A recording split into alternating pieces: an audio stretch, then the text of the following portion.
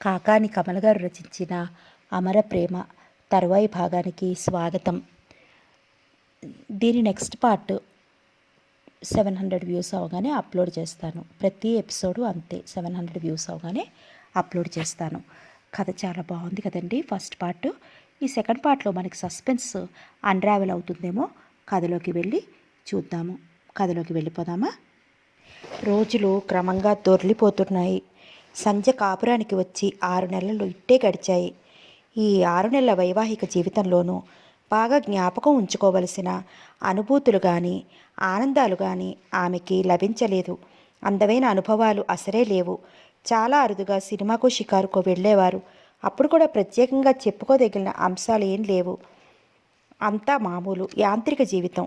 కొత్త దంపతుల ఆనందాల గురించి పుస్తకాల్లోనూ వీడియోల్లో సినిమాల్లోనూ కనిపించినంతటి రసానుభూతి సంధ్యకు నిజ జీవితంలో 10వ వంతు కూడా అనుభవంలోకి రాలేదు. ఇప్పుడే నా జీవితం ఇలాగ ఉంది, ఇక ముందు ముందు ఎలా ఉంటుందో అనుకుంటూ గుండె నిండా దిగులు కలిగేది సంధ్యకి. పుష్కలంగా డబ్బు, మంచి భోజనం, కోరిన బట్ట వసతులు ఎన్ని ఉన్నా కూడా భర్త ఆదరణ అనురాగం కూడా ఉన్నప్పుడే స్త్రీ జీవితానికి పూర్తి సంపూర్ణత ఏర్పడుతుంది. కానీ సంధ్యకి ఎంత సుఖంగా ఉన్నానని సరిపెట్టుకున్న అంతరాంతరాలలో ఏదో వెలితి, అనిర్వచనీయమైన వేదన ఆమె లేత మనసును చెదపురుగులా తినసాగింది. ఇది నా బాధ అని ఎవరితోనూ పెదవి కదిపి చెప్పుకునేటట్లు లేదు పరిస్థితి. పెద్దవాళ్ళకి, ఆఖరికి కన్నతల్లికి చెప్పుకుందామన్నా కూడా సంధ్యకి మనసు అంగీకరించటం లేదు. జీవితంలో తృప్తి లేదు అని చెబితే, ఏ అతను నీతో సరిగా ఉండడా? రాత్రిపూట దగ్గరికి తీయడానికి నీ చేతికి డబ్బు ఇయ్యటం, బయటికి తీసుకుని వెళ్ళడం చెయ్యడా అని అలా అడుగుతారు. నిజానికి సంధ్యకి భర్త నుంచి అటువంటి అవసరాలన్నీ తీరుతూనే ఉన్నాయి, కానీ అందులో పరిపూర్ణత లేదు. అవ్యక్తమైన అసంతృప్తి. సిద్ధార్థ తన సరసన ఉన్నప్పుడు మరీ యాంత్రికంగా ఉన్నట్లు అనిపిస్తుంది సంధ్యకి. బాగా స్తబ్దుగా, సాధ్యమైనంత నిర్లిప్తంగా ఉంటాడు. కానీ బాగా ఆలోచిస్తే అతనిలో ఆ నిర్లిప్తత, ఉదాసీనత తెచ్చిపెట్టుకున్నట్లుగా కనిపించసాగింది సంధ్యకి. అంతేగాని సహజంగా అతను అలాంటి సరసాలు తెలియని మనిషిలాగా కనిపించడు. అతనిలో ఏదో ఒక నిగూఢమైన వేదన అంతర్లీనంగా కదులుతున్నట్లు అనిపిస్తుంది సంధ్యకి. సిద్ధార్థ ప్రవర్తనలో ఆ విషయం ఆమె చాలాసార్లు కనిపెట్టింది. రాత్రిపూట 10 గంటల దాకా అతను చదువుకుంటాడు. సంధ్య అప్పటికే నిద్రలోకి జారుకుంటుంది. అతను ఎప్పుడు వచ్చి పడుకున్నది కూడా ఆమెకు తెలియదు. రోజులు గడుస్తున్న కొద్దీ సంధ్యకి జీవితంలో అసంతృప్తి ఎక్కువ కాసాగింది. ఒక విధమైన వ్యధతో మనసు దహించుకోపోగసాగింది. తన వైవాహిక జీవితంలో ఏదో లోటు కొట్టవచ్చినట్లు కనిపించసాగింది. చెరువు నిండా నీళ్లు ఉన్నాయి, కానీ ఎన్ని తాగినా దాహం తీరదు. నీటిలో తీపి రుచి లేదు. జీవితం అలా ఉంది. నేను సుఖంగా ఉన్నాను అనుకోవటం కేవలం ఐవాష్ అనిపిస్తుంది. ఎన్ని విధాలుగా మనసుకి సర్ది చెప్పుకుందామన్నా అంతరాత్మ మొరాయిస్తోంది. అత్తపోరు లేదు, ఆడబిడ్డ ఆరలు లేవు. చేసుకున్నది స్వంత మేనమామని. అది కోరుకుని కలలు కని తాపత్రయపడి చేసుకున్న పెళ్ళి. అయిన ఆనందం ఎండమావి అయింది. ఎందుకు ఇలా జరిగింది? ఎడారిలో ఎండమావిలా భ్రాంతి జీవితం అయిపోయింది. దీనికి తోడు సంధ్యకి గ్రహింపుకు వచ్చిన సంగతులు సిద్ధార్థకి ఈ పెళ్లి మనస్ఫూర్తిగా ఇష్టం లేదని, తన పట్ల మోజు లేదన్న విషయం స్పష్టం చేశాయి. సంధ్యలో క్రమంగా మునుపటి ఉత్సాహం, చలాకీతనం అంతరించి ఆ స్థానంలో ఒక విధమైన గాంభీర్యం, నిర్లిప్తత చోటు చేసుకున్నాయి. ఆ నిర్లిప్తత వెనుక తన దురదృష్టం పట్ల బాధ తప్ప ఎంతగానో ప్రేమించి ఆరాధించే సిద్ధు పట్ల వేసవెత్తు కూడా అభిమానం తరగలేదు. కానీ ప్రేమించి ఆరాధించే సిద్ధు పట్ల వేసవెత్తు కూడా అభిమానం తరగలేదు. కానీ భర్త వైఖరి అర్థం కావటం లేదు. అతని మనసు తనది కాదేమో అన్న ఆలోచన సంధ్యని అశాంతి పాలు చేస్తోంది. సిద్ధార్థ చదువు సంస్కారం కలవాడు. ఇతరులని బాధించే పైశాచిక మనస్తత్వం అతనిలో లేదు. ముఖ్యంగా ఈ పెళ్లి చేసుకోవటానికి గల కారణం తల్లిని అక్కల్ని నిరాశపరచడం ఇష్టం లేకనే. ఆ విషయం ఎప్పుడో స్పష్టమైంది. సీత రాసిన ఉత్తరం చదవకపోయినా, తులసమ్మ వరలక్ష్మమ్మల సంభాషణ వినకపోయినా సంజయ్ ఇంకా అమాయకత్వంలోనే పడి ఉండేది. కానీ ఇప్పుడు సిద్ధార్థ అంటే ఏమిటో తెలిసింది. నిజమే, కానీ తన పట్ల ఎందుకు ఇలా విముఖత్వం? సంధ్యలో ప్రతిక్షణం ఇదే ప్రశ్న కలవరపెట్టసాగింది. రోజులు గడుస్తున్న కొద్దీ సిద్ధార్థ ఆంతర్యం పుస్తకం తెరిచి పెట్టినట్లుగా వివరంగా కన్నుల ముందు కనిపించసాగింది. రాత్రులు సిద్ధార్థ ఆదమరిచి గాఢంగా నిద్రపోయేవాడు. కానీ అశాంతితో వేగే మనసుతో నిద్రరాని సంధ్య పక్కపై అటూ ఇటూ పొర్లేది. అట్లాంటి సమయాల్లో సిద్ధార్థ నోటి వెంట వెలువడిన నీలు నీలు అన్న కలవరింతలు, ఆర్తిగా ఆ పేరుని ఉచ్చరించే తీరు, అంతరాంతరాలలో అణగారిపోతున్న అతని అభిమానం ఆ చీకట్లో అతని నోటి వెంట వింటుంటే సంధ్య నిశ్చేష్రాలైంది. మతి భ్రమిస్తుందేమో అన్నంత ఆవేశం వచ్చింది. ఆమెలో అశాంతి రెట్టింపయ్యేది. ఒక్కోసారి సిద్ధార్థ నీలు నీలు అన్న కలవరింతల మధ్య బాగా పూరితుడై నిద్రలోంచి లేచి మంచం మీద కూర్చునేవాడు. ఆవేదన, దుఃఖం అంతర్గతంగా భరించలేనట్లు స్పృహ తెలియని పరిస్థితిలో ఒక విధమైన విద్వేగంతో కొట్టుబిట్టాడిపోయాడు. నిద్రలేని కళ్ళతో అదంతా గమనిస్తున్న సంధ్య చప్పున లేచి భర్త భుజాలు పట్టి ఏమిటి, ఏమైంది మామయ్య అని అడిగేది. ఆ పరిస్థితిలో దోషిలా పట్టుబడిన సిద్ధార్థ కాస్త కంగారు పడేవాడు. చల్లటి నీళ్లు గ్లాసు నిండా తెచ్చి తాగించేది. పైన ఫుల్ స్పీడ్లో ఫ్యాన్ తిరుగుతున్న సిద్ధార్థ నుదురంతా చిరుచెమటలు సుతారంగా పైటి చెంగుతో భర్త నుదురు అత్తి ఆప్యాయంగా లాలించేది. భార్యకేసి వెర్రివాడిలా చూసేవాడు సిద్ధార్థ. అంతగా కలవరిస్తున్నావు ఏమిటి, పీడకలు కానీ వచ్చిందా సంధ్య? నేను నేను కలవరించానా? అవును, ఏమని చెప్పాలా వద్దా అన్నట్లు ఒక్క క్షణం సందేహించి భర్త కేసి చూసింది. ఆపాటికే సిద్ధార్థ వదనంలో విపరీతమైన అలజడి. సంధ్య, ఏమని కలవరించాను? నీలు నీలు అని కలవరించావు మామయ్య. ఈ పేరు నీ నోట వెంట చాలాసార్లు విన్నాను. నీలు ఎవరా అమ్మాయి? ఆ ప్రశ్నతో సిద్ధార్థ చాలా కంగారుగా అయ్యేవాడు. అతని వదనం రంగులు మారేది. నీలు ఏమో ఏమో సంధ్య, అసలు ఆ కలవరింత ఏమిటో, ఆ పేరేమిటో అర్థం లేని కలవరింత. ఎందుకలా కలవరించానో ఏమో నాకే తెలియదు అంటూ చప్పున మంచం మీద వాలి కళ్ళు మూసుకునేవాడు. ఆ పైన సంధ్య కూడా తర్కించకుండా నిశ్శబ్దంగా కళ్ళు మూసుకునేది. మనసులో గుంభనంగా రగులుతున్న కోరికలు నిద్రలో కలల రూపంలో వస్తాయంటారు. ఎప్పుడూ అదే ధ్యాసలో ఉంటే ఇంకా ఎక్కువ. మావయ్య మనసులో అదే పనిగా కదిలే ఈ నీలు ఎందుకు? పోనీలే తులసమ్మ, ఇంక నీకు దిగులు లేదు. పెళ్లి చేశావుగా, క్రమంగా నీ కొడుకు మనుషుల్లో పడతాడు. మళ్ళీ ఈ రోజుల్లో మనవుణ్ణి ఎత్తుకుంటావు వరలక్ష్మమ్మ. అందుకేగా వాడిని పోరి పెళ్లి చేశాను తులసమ్మ. ఆ సంభాషణ అంతా సంధ్య మనసులో రికార్డు వేసినట్లు మారుమోగింది. బహుశా మామయ్యకి గతంలో ఏదైనా ప్రేమ వ్యవహారం ఉండి ఉంటుంది. అందుకే ఈ పెళ్లి చేసుకునేందుకు నిరాకరించి ఉంటాడు. వీళ్ళంతా కలిసి బలవంతాన ఒప్పిస్తే తన మెడలో 3 ముళ్ళు వేశాడా? ఈ విషయం అంతా అమ్మకి తెలుసా? తన నుంచి ఎందుకు దాచారు? అసలు ఆ నీరు ఎవరు? ఆమెకి మామయ్యకి మధ్య ఎటువంటి పరిచయం? ఆమెని ఆ మామయ్య ఎందుకు వదులుకోవలసి వచ్చింది? ఇప్పుడు ఆమె ఎక్కడ ఉంది? సంధ్య భారంగా మునివిరాళ్లతో కణతలు రుద్దుకుంది. అశాంతిగా కళ్ళు మూసుకుని తలగడలో తలదాచుకుంది. సంధ్య మనసు రగులుతున్న అగ్నిపర్వతంలా ఉంది. కన్ను మూసినా తెరిచినా వేదన, అవ్యక్తమైన అశాంతి. సంధ్యలో మునుపటి చలాకితనం మాయమైంది. కాగా ఎప్పుడూ డల్గా కాస్త అన్యమనస్కంగా ఉండటం, మనసులో నుంచి సంతోషం మాయం కావడంతో కడుపు నిండా అన్నం కూడా తినలేకపోతోంది. దాంతో వచ్చినప్పటికింటే కాస్త చిక్కినట్లు అయింది. గలగలా పారే సెలయేరు లాంటి సంధ్య గంభీరమైన నదిలాగా మారిపోయింది. ఎక్కడ పడితే అక్కడ నీరసంగా స్తబ్దుగా కూర్చుండిపోతున్న కోడల్ని చూస్తూ తులసమ్మ తెగ కంగారు పడేది. ఏమే సంధ్య, ఒంట్లో ఎలా ఉంది? నీరసంగా ఉన్నావే అనేది ఆరాగా. ఆవిడికి ఒకటే తాపత్రయం. కోడలి కడుపు పండి తొందరలో మనవడో మనవరాలో నట్టింట్లో పోరాడాలని చిరకాల వాంఛ. అమ్మమ్మ ఆరాటం చూస్తుంటే సంధ్యకి నవ్వు జాలి రెండూ కలిగేవి. తనపై తనకే కోపం వచ్చేది. అలాంటిది ఏమి లేదు అమ్మమ్మ, ఊరికే మీ ఏం తోచక ఇలా కూర్చుండిపోయాను అనేది. ఈ మధ్య సంధ్య మనసు దేని మీద లగ్నం కావటం లేదు. చేతిలో పుస్తకం పట్టుకున్న ఆమె మనసు వేరే ఆలోచనల్లోకి జారిపోతోంది. పాయసం తింటుంటే పంటి కిందకి రాయి వచ్చినట్లు తమ దాంపత్య జీవితం ఇలాగైందేమిటి అన్న అశాంతి ఆమెను వీడటం లేదు. ఎప్పుడూ ఒకటే ఆలోచన, ఆవేదన. నీలు అన్న ఆ 2 అక్షరాల పదం 1000 కత్తుల్లా మారి ఆమె గుండెని అనుక్షణం చీల్చి చెండాడుతోంది.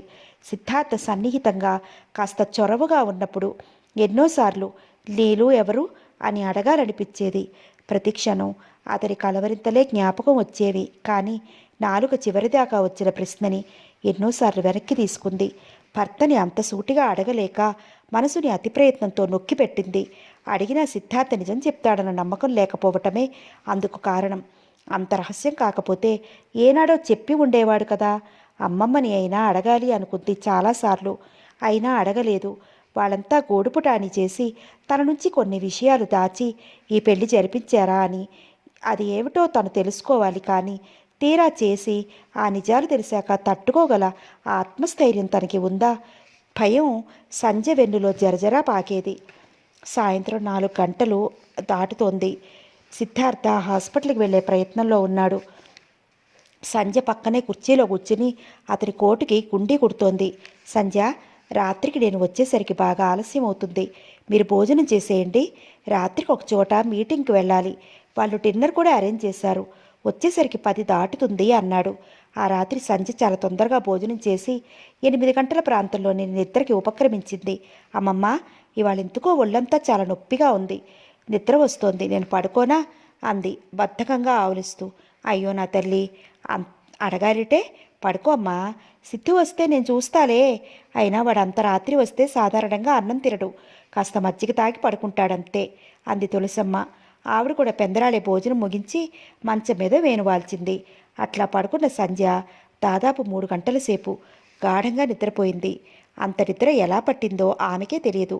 మెలకువ వచ్చేసరికి ప్రక్కన సిద్ధార్థ మంచం ఇంకా ఖాళీగానే ఉంది. టేబుల్ గడియారం వైపు తల తిప్పింది. 12 గంటలు కావస్తోంది. ఇల్లంతా నీలిరంగు బెడ్లైట్ వెలుతులో నిండి ఉంది. వంటగదిలో మాత్రం ట్యూబ్లైట్ వెలుగుతోంది. సంధ్యకు అప్పుడు జ్ఞాపకం వచ్చింది భర్త ఆలస్యంగా ఇంటికి వస్తానని చెప్పిన విషయం. నెమ్మదిగా మంచం దిగి వంటగది వైపు నడిచింది. తల్లి వడ్డిస్తుంటే డైనింగ్ టేబుల్ ముందు కూర్చుని పెరుగన్నం తింటున్నాడు సిద్ధార్థ. ఎందుకో ఇద్దరి వదనాలు అప్రసన్నంగా ఉన్నాయి. తులసమ్మ కంఠం నిష్ఠూరంగా వణుకుతోంది. ఒరే సిద్ధు, నువ్వు నన్ను ఏదో ఒక విధంగా ఏడిపించాలనుకుంటున్నావా? ఇప్పుడు ఏమైందమ్మా? ఏమైందా? అది కూడా నేనే చెప్పాలా? ఈ మధ్య సంజయని గమనించావా? అది ఇంటికి వచ్చినప్పుడు ఎలా ఉంది, ఇప్పుడు ఎలా ఉంది? వసపిట్టలా వాగుతూ ఎప్పుడూ చలాకీగా ఉండే పిల్ల 4 నెలల్లో ఎలా మారిపోయింది? ఎప్పుడూ రోగాలు, ఆసుపత్రేనా? ఓ అచ్చటా ముచ్చట అక్కర్లేదా? ఇది వరకు ఇలా ఉండేవాడివా? చూడపోతే నా పోరు పడలేక ఈ పెళ్లి చేసుకున్నట్లు ఉంది. తులసమ్మ ముక్కు ఎగపీల్చి ఊపిరి తిప్పుతుంది. బావుంది నాయనా, కడుపు నిండిపోతోంది. నీ సంసారం చూస్తుంటే 2 కళ్ళు చారవడిపిస్తోంది నాయనా. నేను ఏడ్చానంటే ఎందుకు? నీ బాగు కోసమేగా ఆ పెళ్లి చేశాను. ఉన్న ఒక్కగానొక్క మగబిడ్డ పిల్లా పాపలతో కళకళలాడుతూ ఉండాలని ఈ పెళ్లి చేశాను. పరాయి పిల్ల కంటే సొంత మనవరాలు కోడలుగా వస్తే చివరి దశలో మంచంలో పట్టి నాకు కాస్త ఆసరాగా ఉంటుందని ఆశించాను.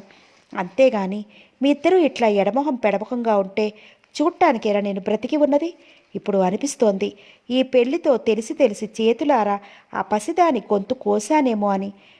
తులసమ్మ రుద్ధమైన కంఠంతో వేదనగా కడుపులో బాధ వెళ్ళగక్కుతోంది. విసుగ్గా తల విదిల్చాడు సిద్ధార్థ. కనుబొమ్మలు ముడివేసి తల్లివైపు చూశాడు. అబ్బా, ఏమైందమ్మా? నీ చాదస్తం గాని సంజయ్కి ఏం తక్కువైంది? మా సంసారాలకి ఏం లోటొచ్చింది? తులసమ్మ కంఠంలో సుళ్ళు తిరుగుతున్న దుఃఖాన్ని దిగమిరింగింది. ఏం తక్కువ అవ్వలేదు నాయనా. మీ ఇద్దరి సఖ్యత చూడటానికి 2 కళ్ళు చాలటం లేదంటున్నాను. ఒరే సిద్ధు, ఈ అమ్మ మొహం చూసి సూటిగా ఒక్క మాట చెప్పరా? ఇదివరకు ఇలాగే ఉన్నావా? ఏ రోజు సినిమాలు, షికార్లు, హోటళ్ళు, విందులు, భోజనాలు అంతే. టేబుల్ ముందు నుంచి చివాలను లేచాడు సిద్ధార్థ. తులసమ్మ నోట్లోంచి వచ్చే మాట పూర్తి కానేలేదు. తింటున్న అన్నం పళ్ళెంలో చెంబుడు నీళ్లు పోసి విసురుగా సింక్ దగ్గరికి వెళ్ళాడు. కొడుకు దుడుకుతరానికి విస్తుపోయిన తులసమ్మ సన్నగా రోదిస్తూ చీర కొంగుతో ముక్కు కళ్ళు తుడుచుకుంది. తల్లికి దగ్గరగా వచ్చి రోషంగా అన్నాడు, నీకెన్నిసార్లు చెప్పాను అవన్నీ తిరిగి జ్ఞాపకం చేయొద్దని? తల్లిని కసురుకున్నాడు. నువ్వు అసలు మర్చిపోతేగా అవన్నీ నేను జ్ఞాపకం చేసేది ఏముంది? తులసమ్మ ఎత్తి పొడిచి తెప్పింది అక్కసుగా. బాధగా చూశాడు సిద్ధార్థ. అమ్మ, ఎలా మర్చిపోగలనమ్మా? తులసమ్మ తల అడ్డంగా కదిలిపింది. చేతులు తిప్పింది. వద్దు నాయనా, మర్చిపోవద్దు. అలాగే జ్ఞాపకం పెట్టుకో. వచ్చిపోయిన వాళ్ళ కోసం. అలాగే జ్ఞాపకం పెట్టుకో, చచ్చిపోయిన వాళ్ళ కోసం బ్రతికి ఉన్న వాళ్ళని కూడా చంపు. విసురుగా గిన్నెలు చప్పుడు చేస్తూ సత్తసాగింది. నిద్ర కళ్ళతో గుమ్మం చాటుగా నిల్చుని వాళ్ళ సంభాషణ అంతా వింటున్న సంధ్య త్రుళ్ళిపడినట్లయింది. తడబడే అడుగులతో నిశ్శబ్దంగా వెనక్కి వచ్చి మంచం మీద వాలి కళ్ళు మూసుకుంది. ఆమె మనసంతా నిప్పు రగులుతున్నట్లుగా ఉంది. అయితే నేను ఊహించినదంతా నిజమే అన్నమాట. గతంలో మావయ్యకి లవ్ ఎఫైర్ ఉంది. నీలు అంటే ఆమెనా? నిద్రలో కూడా అతన్ని అంతగా ఆకట్టుకుని వీడని పీడలా కలవరపెట్టే ఆమె ఎవరు? సంధ్య మనసంతా అశాంతిగా అయింది. 10 నిమిషాల అనంతరం సిద్ధార్థ పడక గదిలోకి వచ్చాడు. గదంతా పల్చటి నీలిరంగు కాంతితో మబ్బుగా ఉంది. సిద్ధార్థ వక్కపొడి నోట్లో వేసుకుని సిగరెట్ వెలిగించాడు. కిటికీ దగ్గరగా వెళ్ళి పరదా తొలగించాడు. బయట దశమి వెన్నెల జాజి పందిరి మీదుగా విసిరే చల్లటి గాలి శరీరాన్ని ఆప్యాయంగా తాకింది. దోమతెరలో నిశ్శబ్దంగా పక్కకి ఒత్తిగిలిన సంధ్య కొద్దిగా కళ్ళు తెరిచి భర్తనే గమనించసాగింది. సంధ్య భయపడిందే నిజమయ్యింది. మావయ్యకి తన పట్ల గల విముఖత్వానికి గల కారణం దొరికింది. కానీ ఆమె మనసు అంతు తెలియని అగాధంలోకి జారిపోయింది. పావుగంట తర్వాత సిద్ధార్థ నిశ్శబ్దంగా వచ్చి తన మంచం మీద పడుకున్నాడు. సంధ్య గట్టిగా కళ్ళు మూసుకుని ఊపిరి బిగపట్టింది. సంధ్య మంచి నిద్రలో ఉందని అనుకున్నాడు సిద్ధార్థ. అతడు చాలాసేపు మంచం మీద పొరలటం సంధ్య గమనిస్తూనే ఉంది. ఆ తర్వాత కొద్దిసేపటికి మగత నిద్రలోకి జారుకుంది సంధ్య. అర్ధరాత్రి దాటిన తర్వాత తిరిగి మెలకు వచ్చేసరికి ప్రక్కలో సిద్ధార్థ మంచం ఖాళీగా ఉంది. హాల్లో నుంచి గడియారం 2 గంటలు కొట్టినట్టు వినపడింది. చప్పున మంచం మీద నుంచి లేచి కూర్చుంది సత్య. నెమ్మదిగా అడుగులు శబ్దం కాకుండా గది దాటి బయటికి వచ్చింది. సిద్ధార్థ రీడింగ్ రూమ్లో లైటు వెలుగుతోంది. తలుపు ఓరవాకిలిగా వేసి ఉంది. సంధ్య నిశ్శబ్దంగా కిటికీ దగ్గరికి వెళ్ళి కొద్దిగా తల వంచి లోపలికి తొంగి చూసింది. సిద్ధార్థ 2 కాళ్ళు టీపాయ్ మీదకి చాపుకుని కుర్చీలో బాగా వెనక్కి వాలి కూర్చున్నాడు. చేతిలో సిగరెట్ కాలుతోంది. ప్రక్కనే బల్ల మీద బ్రాందీ బాటిల్, గ్లాసులు తదితర సామగ్రి ఉన్నాయి. ఖాళీ అయిన పెద్ద బాటిల్, బాగా పగిలినట్టు అలసటగా ఉన్న అతని రూపం, బాగా నలిగినట్లు అలసటగా ఉన్న అతని రూపం సంధ్యకి అతని మనస్థితి వివరించి చెప్పాయి. నల్లగా నిగనిగలాడుతూ ప్లాస్టిక్ అట్టతో ఉన్న పెద్ద సైజు డైరీలో తలదించుకుని బాల్ పాయింట్ పెన్నుతో అతి దీక్షగా ఏమిటో రాస్తున్నాడు. సంధ్య కనుబొమ్మలు ముడిపడ్డాయి. ఏమిటి రాస్తున్నది? మావయ్యకి డైరీ రాసే అలవాటుందా? సంధ్య చాలాసేపు అలాగే దిగ్భ్రాంతిగా నిల్చుండిపోయింది. తన ఉనికిని తానే మర్చిపోయినట్లయింది. దాదాపు ఒక పావుగంట గడిచిన తర్వాత సిద్ధార్థ రాయటం ముగించి పెన్ టేబుల్ పైకి విసిరాడు. అసహనంగా క్రాఫ్లోనికి వేలు గుచ్చి పైన గిరగిరా తిరుగుతున్న ఫ్యాన్ వైపు చూపులు తిప్పాడు. సంధ్య చప్పున కిటికీ పక్క నుంచి తప్పుకుని వడివడిగా పడగదిలోకి వచ్చి మంచం మీద వాలిపోయింది. సంధ్య మనసంతా భరించరాని వేదనతో బరువెక్కిపోయింది. గొంతులో దుఃఖం సుళ్ళు తిరగసాగింది. ఏడిస్తే సిద్ధార్థ పట్ల తనకి గల ప్రేమ, ఆరాధన, అనురాగం అంతా ఆ కన్నీటి వరదలో కొట్టుకుని పోతాయేమో అన్నట్లు భయంగా ఆ బాధనంతా తన గుండెలోనే ఇముడ్చుకుంది. ఇన్నాళ్ళు అతను డైరీ రాస్తాడన్న సంగతే సంధ్యకి తెలియదు. అందులో ఏమి రాసి ఉంటాడు? బహుశా ఆమె గురించి అయి ఉంటుంది. నీలు. అవును, అంతకంటే ఏం రాస్తాడు? ఎట్లాగైనా ఆ డైరీ చదవాలి. అప్పుడే అసలు సమస్యకి పరిష్కారం దొరుకుతుంది. తన బాధకి, ఈ అశాంతికి ఉపశమనం లభిస్తుంది. ఎన్నాళ్ళని ఈ ఆవేదన భరించగలదు? ఈ ఒంటరితనం, ఈ ప్రేమరాహిత్యం, వేదన భరించడం తన వశం కావడం లేదు. అవును, మావయ్య బాధ ఏమిటో తనకి తెలియాలి. అప్పుడే ఆ అశాంతి నుండి తనకి విముక్తి. ఆటుపోటులో ఉన్న సముద్రం లాగా తయారైంది సంధ్య మనసు. ఒకటే హోరు. ఆ తరువాత దాదాపు అర్ధగంట గడిచాక సిద్ధార్థ తడబడే అడుగులతో తూలుతూ పడక గదిలోకి వచ్చాడు. అలసటగా మంచం మీద వాలి దోమతెర దించుకున్నాడు. ప్రక్కన భార్య ఉందన్న సంగతి కూడా స్ఫురణకి లేనివాడిలా 10 నిమిషాల్లో గాఢ నిద్రలోకి జారిపోయాడు. కానీ సంధ్యకి ఆ రాత్రంతా కాలరాత్రే అయింది. అశాంతితో నిశ్శబ్దంగా తనలో తానే వినిపిస్తూ ఉండిపోయింది. సంధ్య ఊహ ఎరిగిన క్షణం నుంచి ఎంతగానో ప్రేమించి ఆరాధించి కోరుకున్న ప్రియమైన మావయ్య సిద్ధార్థ, అతనితో తన వైవాహిక జీవితం ఒక అంతమైన తీయని కలగా ఊహించుకోసాగింది. కానీ ఇప్పుడు ఆ కలలన్నీ కళ్ళలయ్యి ఆమె కన్నీటిలో కరిగిపోసాగినాయి. నా జీవితం ఇలా ఎందుకయింది అనుకుంది వేదనగా. తుఫాను వచ్చే ముందు సముద్రంలా ఘోష పెడుతోంది ఆమె అంతరంగం. రెక్కలు దాచుకుని నీలాకాశంలో విహరించే విహంగం హఠాత్తుగా బాణం దెబ్బ తగిలి నేల కూలినట్లయింది ఆమె పరిస్థితి. సిద్ధార్థ ముఖ్యమైన పని మీద విశాఖపట్నం వెళ్ళాడు. 2 రోజుల్లో తిరిగి వచ్చేస్తానని ఒక్క జత బట్టలు మాత్రమే తీసుకుని వెళ్ళాడు. అసిస్టెంట్కి హాస్పిటల్ అప్పగించి డ్రైవర్ని తను వచ్చే వరకు ఇంటి దగ్గరే ఉండమని జాగ్రత్తలు చెప్పి మరీ వెళ్ళాడు. చాలా రోజులుగా సంధ్య అటువంటి అవకాశం కోసమే ఎదురు చూస్తోంది. సిద్ధార్థ ఊరికి వెళ్ళిపోయిన తర్వాత తీరికగా అతని పర్సనల్ రూమ్లోకి ప్రవేశించింది. అతని పుస్తకాల బీరువాకి తాళం కనిపించింది. గంటసేపు కష్టపడి మారుతాళాలు ఉపయోగించి మొత్తం మీద తాళం తీసి బీరువా తెరిచింది. తులసమ్మ వంటగదిలో ఉంది. ఆవిడ పూజ వంట ఒకేసారి మొదలు పెడుతుంది. మామయ్య డైరీ చదవటానికి ఇంతకంటే మంచి అవకాశం దొరకదు అనిపించింది సంధ్యకి. పుస్తకాల బీరువా అరలన్నీ గాలించింది. ఆఖరికి ఆమె శ్రమ ఫలించింది. పెద్ద లావాటి బైండ్ పుస్తకాలకి వెనుకగా నల్లని అట్టతో నిగనిగా మెరిసే అందమైన పెద్ద ప్లాస్టిక్ కవర్లో జాగ్రత్తగా దాచినట్లుగా పెట్టాడు డైరీని. ఆ పుస్తకాన్ని తాకుతుంటే ఎన్నడూ లేని వెరపుతో మొట్టమొదటిసారిగా ఆమె చేతులు వణికాయి. అంతరాత్మ అభ్యంతరం చెప్పింది. ఇతరుల డైరీ చదవటం మంచిదేనా అంటూ సంస్కారం అడ్డు తగిలింది. నిజమే, తప్పు పనే. కానీ సిద్ధార్థ నాకు పరాయి వ్యక్తి కాదు. నాకు చెప్పకూడని రహస్యాలు అతనికి ఉన్నప్పుడు వాటిని నేను తెలుసుకుంటే తప్పేమిటి అనుకుంది. భార్యాభర్తల మధ్య రహస్యాలు ఉండకూడదని ఆమె అభిప్రాయం. అనర్థాలకు తావుతీసే పరిస్థితులు ఏర్పడినా వాటిని తమ వివేకంతో చక్కదిద్దుకోవాలని సంధ్య అభిప్రాయం. మామయ్య తన మనసేమిటో విప్పి చెబితే నేను తప్పకుండా అర్థం చేసుకుని సహకరించి ఉండేదానిని.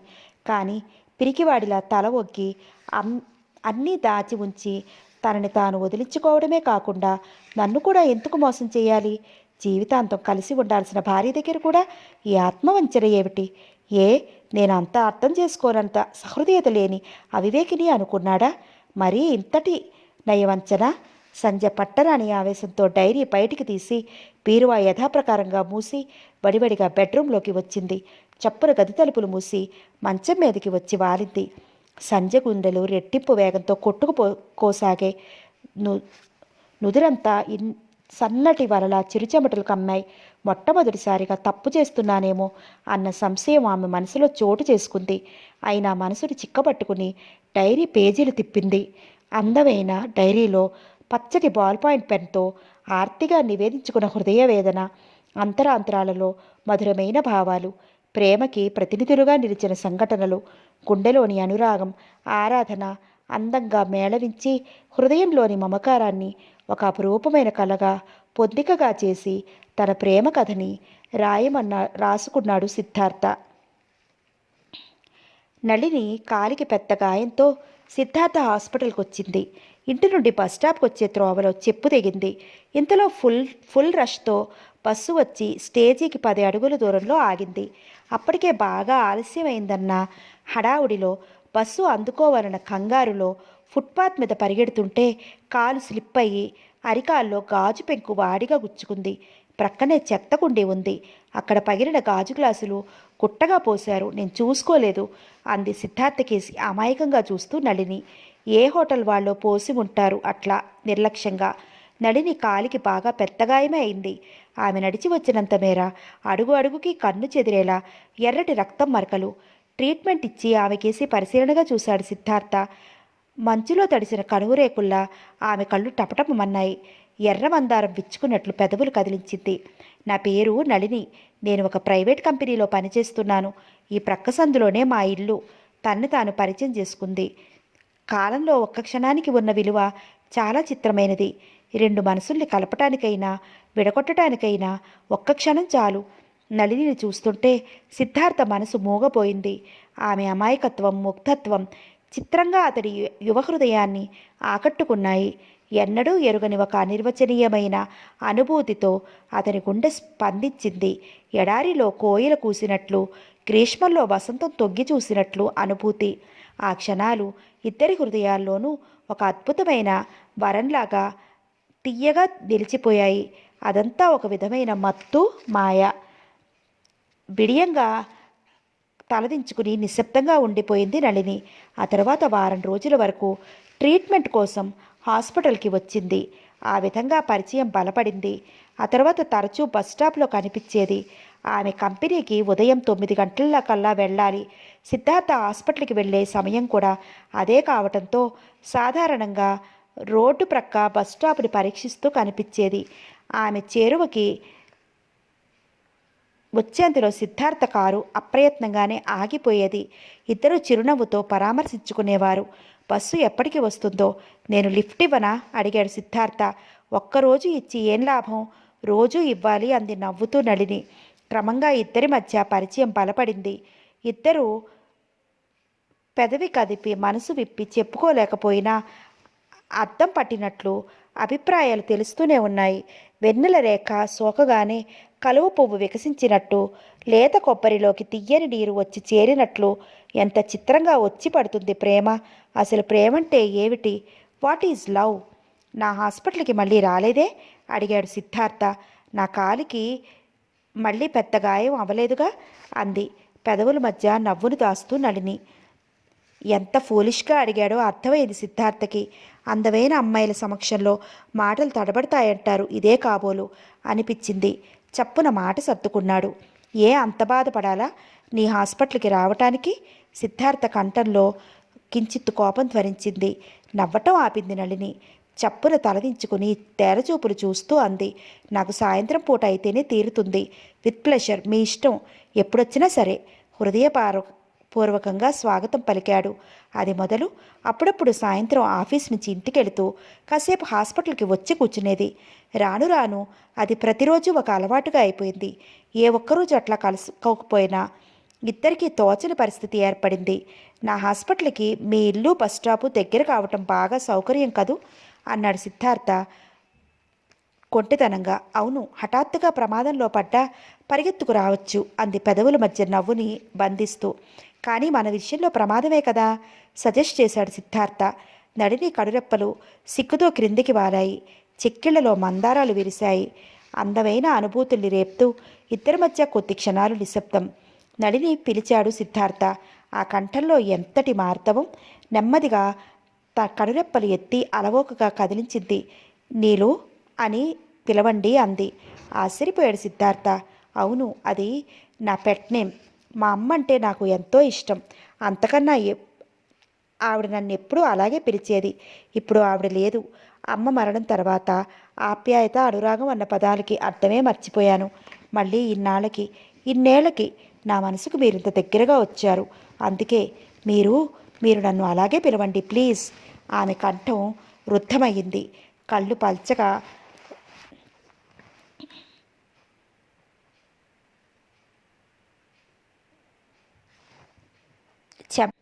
చెమర్చి చేతురుమాలతో అద్దుకుంది. సిద్ధార్థ అంతరంగంలో అనురాగపు కెరటాలు ఉవ్వెత్తున లేచి విరిగిపడింది. నీలు అన్నాడతను తేనె చిండి పడినట్లు. నళిన నవ్వింది.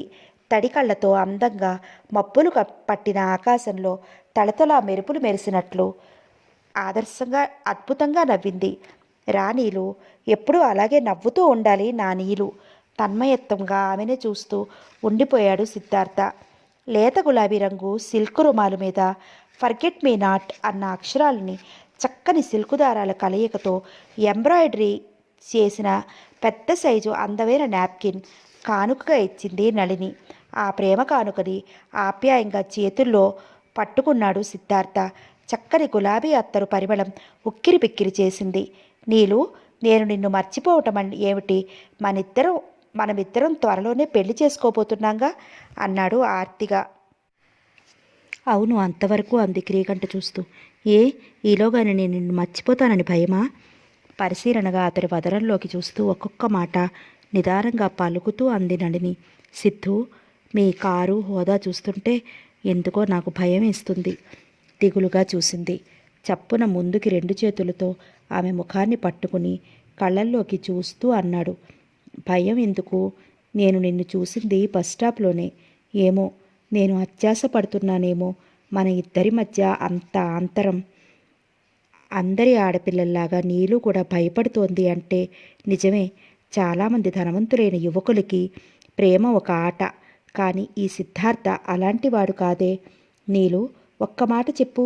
నా మీద నమ్మకం లేదా? నా కళ్ళల్లోకి సూటిగా చెప్పు. సిద్ధార్థ కంఠంలో జాలి, నిష్ఠూరం. నీలు చప్పున అతడి చేతిని పట్టుకుని ఆర్తిగా తన చెక్కిళ్ళకి తాకుకుంది.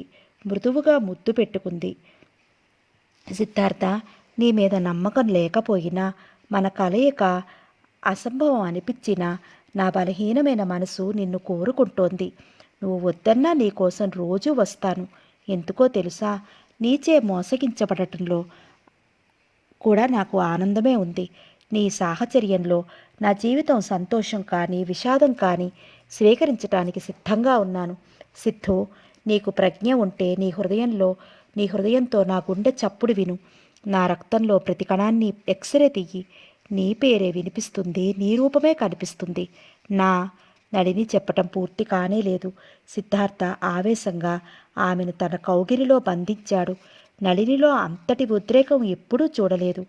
ఆ క్షణంలో వారి హృదయాలు మరింత చేరువుగా అయ్యాయి. అనుబంధం మరింతగా బిగుసుకుంది. ఇదివరకు సిద్ధార్థ మనసు ఎప్పుడూ హాస్పిటల్ రోగులు చుట్టూనే పరిభ్రమించేది. కానీ ఇప్పుడు ప్రతిక్షణం నీలు గురించే ఆలోచన.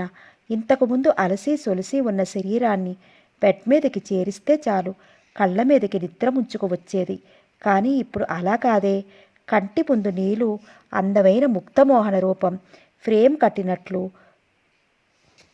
నిలిచిపోతుంది.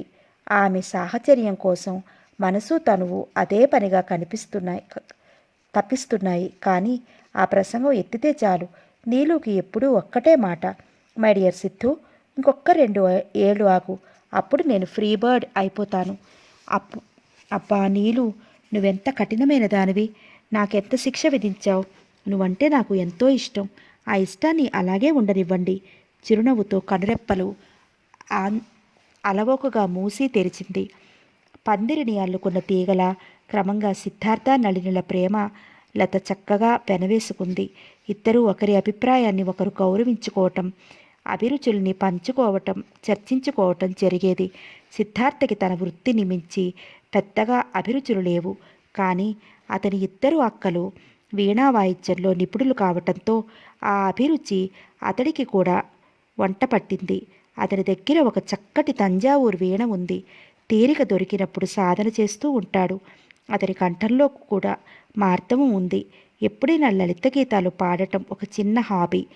ఆంధ్రా శెల్లి అంటే అభిమానం మెండు. సౌరభము లేని జిమ్ము పుష్పవజ్రము, చంద్రికల నేల వెదజల్లు చందమామ, ఏల సశిలలు పారుగాడ్పేల విసురు, ఏల నా హృదయంబు ప్రేమించు నిన్ను. నళిని చూసినప్పుడల్లా అతని హృదయం తీవ్రంగా స్పందించేది. ఆమె లేనిదే జీవితము లేదు అనిపించేటంతటి ప్రగాఢమైన ప్రేమ అతని గుండెని పట్టి కుదిపేది. Truth is beauty, beauty is truth అంటూ కీట్స్ సిద్ధార్థ హృదయంలో నళిని పట్ల ప్రేమ కూడా అంతటిదే. నీలు సిద్ధార్థ జీవితంలో ఒక భాగం కాదు, పూర్తి జీవితమే అయిపోయింది. ఆమె ఒక్కరోజు కనిపించకపోతే చాలు, అతని మనసు పిచ్చెక్కినట్లు ఉండేది.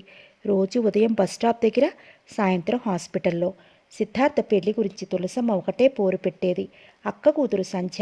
చిన్నప్పటి నుంచి అనుకున్న సంబంధం. సంధ్య అంటే సిద్ధార్థకి ద్వేషమేమీ లేదు, ఇష్టమే. కానీ అది పెళ్లి చేసుకునేటంత ఇష్టం మాత్రం కాదు. సిద్ధార్థకి అక్కలంటే ఇష్టం, అలాగే వాళ్ళ పిల్లలన్నా ఇష్టమే. అంతవరకే. అదీ కాక దగ్గర సంబంధాలు చేసుకోవటంలో అతనికి సదభిప్రాయం లేదు. కానీ తల్లిని ఏ విధంగా ఒప్పించగలడు? పైగా అతని మనసులో నీరు ఉంది. ఆ విషయం కర్ణాకర్ణిగా తులసమ్మ దాకా కూడా వచ్చింది. సిద్ధార్థ అప్పుడప్పుడు నళినిని ఇంటికి తీసుకుని వచ్చాడు. అతను వీణ వాయిస్తుంటే ఎదురుగా కూర్చుని వినేది. ఇద్దరు డాబా మీద గంటల తరబడి కాలక్షేపం చేసేవారు. ఇవన్నీ తులసమ్మకి ఇష్టం లేదు. కానీ 25 ఏళ్లు దాటి సంపాదన పరుడైన కొడుకుని ఏమని శాసించగలదు? కక్కలేక మింగలేక అన్నట్టుగా ఉండేది. చీటికి మాటికి అదే పనిగా కొడుకు సమక్షంలో కంట నీరు పట్టేది. సంధ్య పుట్టినప్పటి నుంచి నీ భార్య అనుకున్నాం, ఇప్పుడు దాన్ని అన్యాయం చేస్తావా? అక్కసుగా అడిగేది. కానీ ఇందులో నేను అన్యాయం చేసింది ఏముంది అనేవాడు సిద్ధార్థ. తల్లి చాదస్తం అతనికి విసుగు పుట్టించి మనోవేదన కలిగించేది. ఆ విషయంలో తరచూ తల్లి కొడుకులు ఇద్దరికీ ఘర్షణ తప్పేది కాదు. అసలు భర్త మరణం తర్వాత తులసమ్మ మనస్తత్వమే పూర్తిగా మారిపోయింది. అతనిలో కనిపించని దిగులు ఆవిడలో కనిపించని దిగులు పేరుకుని రోజురోజుగా కృంగితీయసాగింది. తల్లి కన్నీరు సిద్ధార్థని సంఘర్షణలో పడేసేది. అమ్మకి నేను ఏం తక్కువ చేశాను? నా మనసుకు నచ్చిన అమ్మాయిని పెళ్లి చేసుకోవటం ఆవిడికి ద్రోహం చేసినట్లు ఎందుకు అనిపిస్తోంది? వేదనగా తల పట్టుకునేవాడు. నిర్మలమైన తటాకుల్లాంటి అతని మనసంతా అల్లకల్లోలంగా అయ్యేది. అనిర్వచనీయమైన అశాంతితో మనసు నలిగిపోయేది. కానీ ఈ విషయాలేమీ నళినికి తెలియవు. అందాక ఇంటి వాతావరణం, తల్లి ధోరణి ఎలా ఉన్నా ఆమె సమక్షంలో మాత్రం చాలా ప్రశాంతంగా స్వర్గలోకంలో విహరిస్తున్నట్లుగా ఉండేది సిద్ధార్థకి. ఇంటి దగ్గర అశాంతి ఎక్కువైన కొద్దీ ఆమెకి మరింత దగ్గరగా అయిపోయాడు. ఆమె జీవితం, జీవితమే ఆమె అనిపించసాగింది సిద్ధార్థకి. నళిని హాస్పిటల్కి వచ్చింది. సినిమాకి వెళదామంది. ఆ రోజు ఆమె ఆఫీస్కి వెళ్ళటం లేదు, సెలవు పెట్టింది. నీకు డ్యూటీ లేకపోతే నాకు లేదనుకున్నావా? ఎంతమంది పేషెంట్స్ ఉన్నారో చూడు అన్నాడు సిద్ధార్థ. 4 బల్లల నిండా లైన్ కట్టుకుని కూర్చున్నారు పేషెంట్స్. వెళ్ళేవాళ్ళు వెడుతుంటే వచ్చేవాళ్ళు వస్తున్నారు. తిరణాల జనంలాగా. ముఖం తిప్పింది నళిని. అప్పా, ఎప్పుడూ అదే గొడవ. అంత ప్రాక్టీస్ ఉంటే అసిస్టెంట్ని పెట్టుకోరాదు, కాస్త రిలాక్స్ కావచ్చు సలహా చెప్పింది. అవును, నిజమే అనుకున్నాడు సిద్ధార్థ. లేకపోతే ఎక్కడికి వెళ్ళాలన్నా హాస్పిటల్ ప్రతిబంధకం అయిపోతోంది.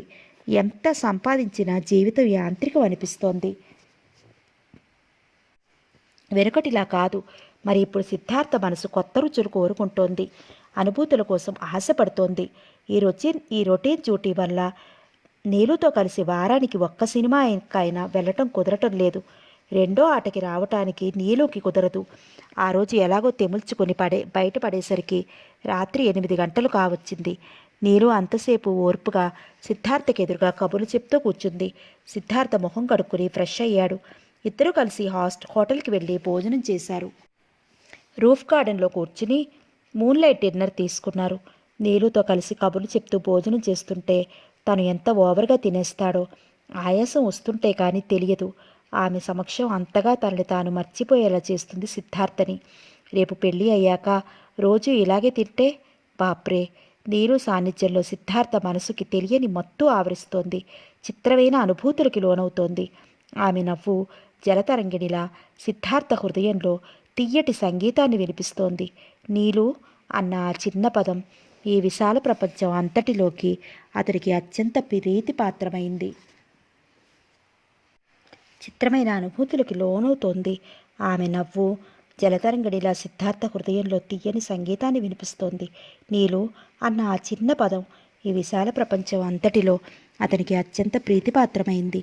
సన్నని మురళి వాయిద్యానికి వీణాగానం తోడైనట్లు, జాజుల పరిమళం గాజులు గలగలతో కలిసి నట్లు నీలు సాహచర్యంలోని మాధుర్యం, అందే అందని ఆమె సోయగం సిద్ధార్థని రోజురోజుకి ఉన్మాదిని చేస్తున్నాయి. నీలు, నీలు ఆ 2 అక్షరాల చిన్న పదాన్ని ఎంత తపనగా పిలిచినా తనివి తీరటం లేదు. అంతరాంతరాలలో ఏదో ఆరాటం. ఆ వెన్నెల రాత్రి చల్లగాలిలో రూఫ్ గార్డెన్లో కూర్చుని ఎంతసేపు కబుర్లు చెప్పుకున్నా తృప్తి లేదు. ఎందుకో ఆ క్షణంలో ఇద్దరి పరిస్థితి అలాగే ఉంది. తప్పనిసరిగా ఇద్దరూ లేచారు. ఆమెని వాళ్ళ ఇంటిదాకా కారులో దించాడు సిద్ధార్థ.